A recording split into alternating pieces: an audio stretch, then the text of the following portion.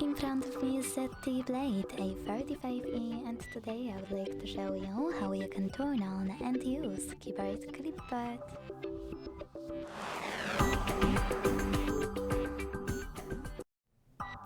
Begin by launching your keyboard and tapping on Clipboard at the top of it.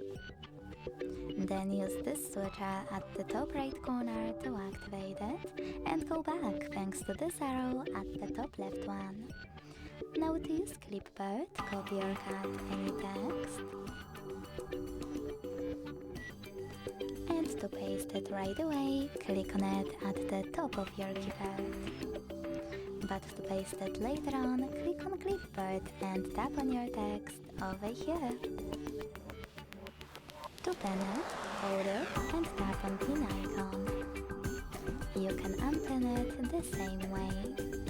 To delete it, hold it as well and click on delete icon. To disable Clipboard completely, use the same switcher as before. Thanks so much for watching. If you enjoyed this video,